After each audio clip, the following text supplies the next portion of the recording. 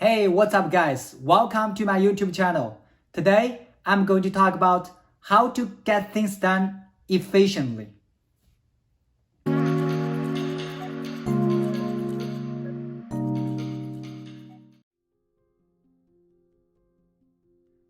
Recently, I had a phone call with one of my best friends.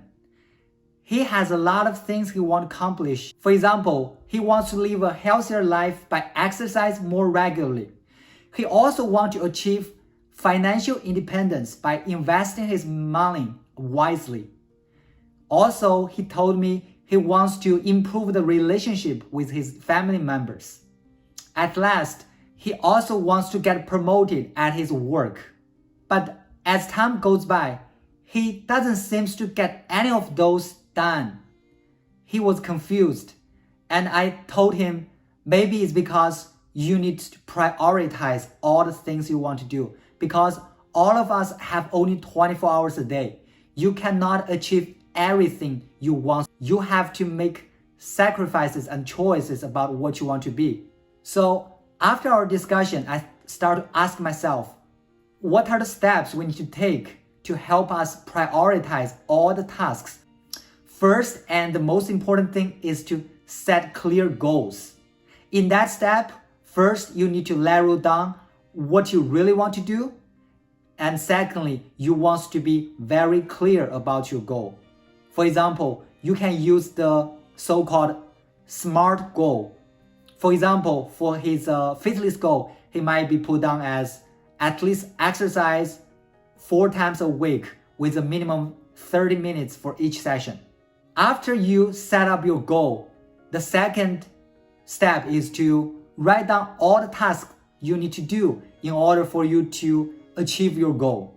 For example, if you want to get promoted at your job, you need to talk with your advisors to understand what are the key contributions you have to make in order for you to achieve that goal.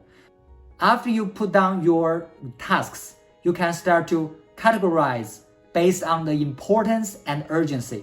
I think most of you have heard this from the book of the 7 habits. You just need to find out what are the most important urgent tasks that you need to do right now.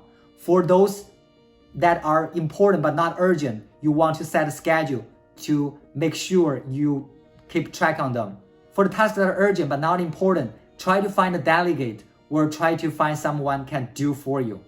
And last, if the task is non-urgent and also not important, try to avoid doing those tasks.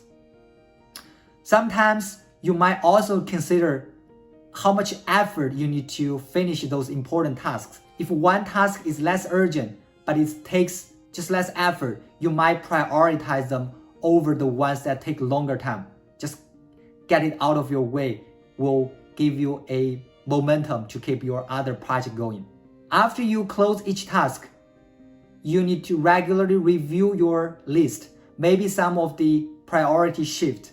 Maybe some of your own goals changed. So you have to regularly review your tasks and goals. Later last year, I signed up a career development program. For those of you who have interest on the program, please leave down your comments and I will reply to you. In one of our bi-weekly meetings with our mentors, one of us expressed the issue about having so much meetings during the pandemic. Because we are virtually working from home, we have a lot of meetings. Some of them are back-to-back meetings. Meeting is a very time-consuming and a big part of our daily task nowadays. So how can we run our meetings more efficiently and get more things done? If you are an organizer, first, you want to eliminate the unnecessary meetings. By unnecessary meeting, I mean those unprepared, those last-minute meetings. You just want to get a status update from one colleague, but you end up invite more than 10 people in a meeting. That's a waste of time. If you find the meeting is necessary, try to plan ahead. Send out an agenda with clear objectives. So a lot of meetings that bothers me is that they just send out a meeting without letting you know what they want to achieve for the meeting. For the people who receive those meetings, they don't know what to prepare and they don't know what are the outcome or what are responsibility they want to take in the meeting. So try to set up your meeting with clear objectives. Third, try to only invite the people you need and also the time you lead. Try to spend a little more time to understand who you really want to include in the meeting and send them out accordingly.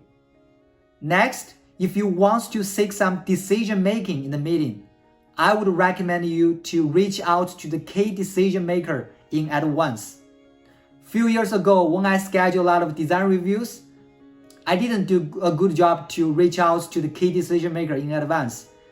What it happens is usually the key decision maker cannot make a decision because of either lack of a material or they don't understand my solution. The benefit if you reach out to those key decision makers early is that you get a sense of how likely your proposal or your design will be approved.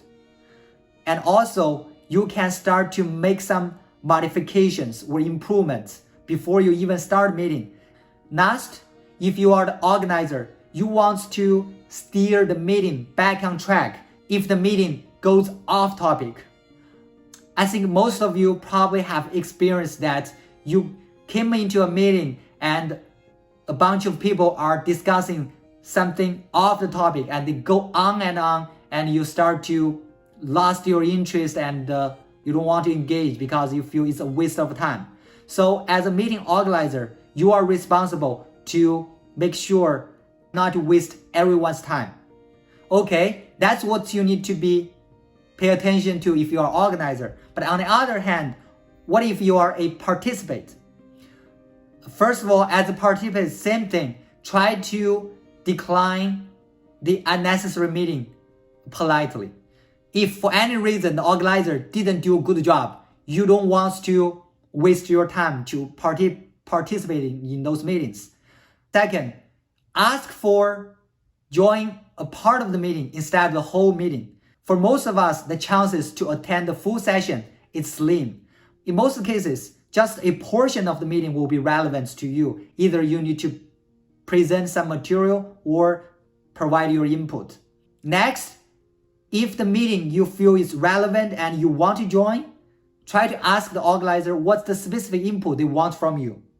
In that sense, you can make a better preparation and make full use of the time in the meeting. Last, if you decide to join the meeting, try to engage fully because you already did your due diligence to screen out why you need to join this meeting. Don't be afraid of speak up your ideas. If you have problem to speak up in a group discussion, please check my other video. To summarize, today I talk about how to get things done more efficiently, especially during the pandemic. We have a lot of meetings. How do we make the meeting matters? So hopefully you will find those tips helpful and make you a less stressful meeting experience. Thanks for watching. If you feel my content is useful, please smash that like button. Thank you. Bye for now.